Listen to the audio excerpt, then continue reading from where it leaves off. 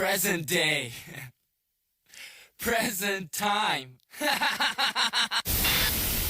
Okay, so this week on Gaming Analytics, we got some juicy news. Well, not really, but so there's a Steam Deck prototype that sold for $3,000 on eBay, and it's sold like an Asian relic. Like it was bought so quick. Someone just dropped $3,000 on an engineering Steam Deck prototype on eBay of all places. Yeah, you heard that right. $3,000 on a prototype that looks like it was rejected by a 2006 console. So a while ago, Steam pretty much or Valve released this they released a ad on the Asian market. Right here, I'll show you the image. This is basically what the prototypes look like. So we got a glimpse of some really wild ass prototypes and designs. Some of the designs pretty much look like they straight up clone it off Nintendo, and it's like Valve for a second forgot that Nintendo existed, and they remember, oh shit, if we even blink their direction, they're probably gonna sue the shit out of us. Well, then some of these designs actually look kind of interesting, like the one with the Joy-Cons. Like I feel like that would be, like, it gives me kind of like a modular design. We can only dream. Those who don't know what modular is basically like you can detach everything in a lot of parts and just replace them with whatever you want. Like a Lego console. Wait, is that a thing? If someone made a Lego console, that would be kind of cool. And unlike your relationship, this one could actually be fixed. Wink. Just answer the big question. What's a prototype? Okay, here we go. It's basically like a beta version of your future regrets. It's what they wanted the console to look like before, but they decided, oh, this is not the best design. So it's like what it could have looked like, but they ended up not going for that design because maybe when they were testing it, it wasn't comfortable. People didn't like it. You get the gist. And this one just happened to escape into the wild like a shiny Pokemon. Let's ask the question how this person who was selling it on eBay got a hold of it. Well, there could be two reasons. Let's go over them. It could have been a beta tester, even though I don't think it's likely because Val would be really upset about this, and you'll probably hear it in every headline online. Or it could have been a former employee that either got fired or quit and they just decided to keep it. I feel like that's more likely. I mean, if it was me and I got fired and I had access to a prototype, I'll keep that shit too. Disclaimer, I'm not advising anyone to commit a crime. But if you do, just make sure it's Linux related. The person who was actually selling this on eBay was called Gary the Meme Machine. That's actually a pretty funny name. Kind of reminds me of a meme. Machine. Without memes, I will die. Give me the memes. I need the memes. The person who was actually selling this on eBay was called Gary the Meme Machine. That's actually a pretty funny name. Kind of reminds me of a meme.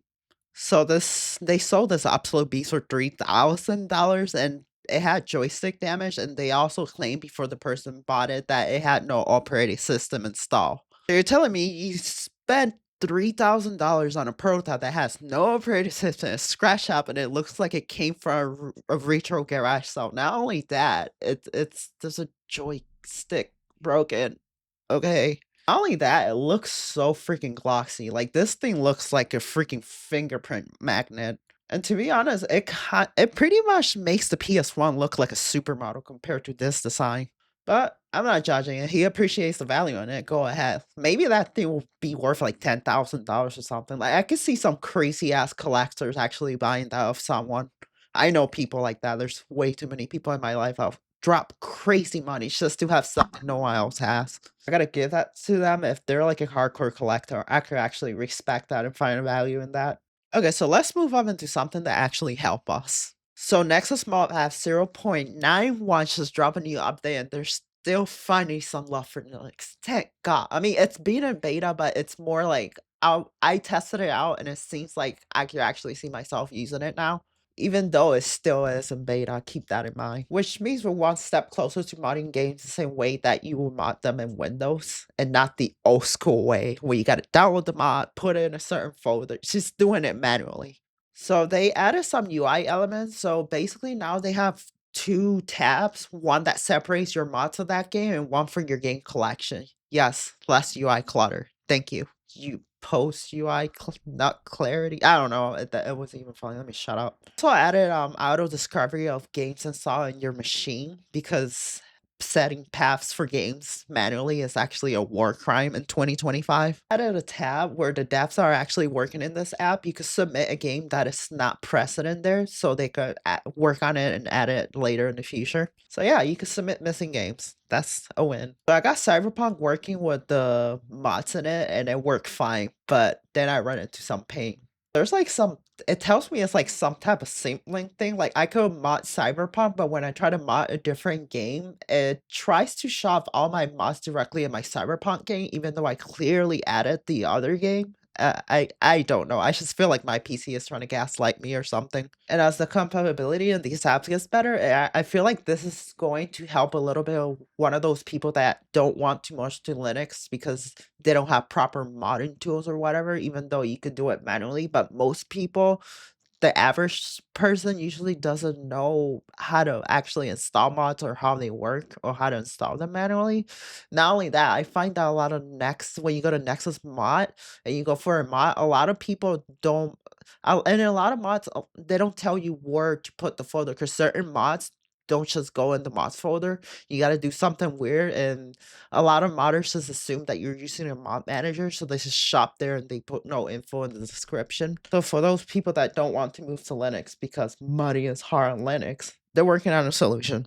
So this app will allow you, it's allowing you to mod both games that you want with Wine and Proton, but also native Linux games. Even though that I feel like that's a really rare occasion. I don't see many modders making native Linux mods, but you know what they say, and no party like a DD party. No, ain't no party like a Diddy party, so. Yeah, that's what's up. It's my report on the chaos of gaming on Linux. Well, it's not a chaos. It's just a joke. Calm down. Just remember, like this video if you like it, dislike it. Don't forget to subscribe if you like it. Let me know in the comments what your thoughts are on it. Tell me in the comments, will you pay $3,000 for a 3000 Steam Deck prototype? I thought not. And are you excited for modding on Linux not to be a complete chaos of a nightmare? And as always, stay weird, stay spooky, or stay spooky, stay weird. I don't fucking know which side sounds better. Anyway, until next time. And oh yeah, I forgot to tell you guys something. I use Arch, by the way.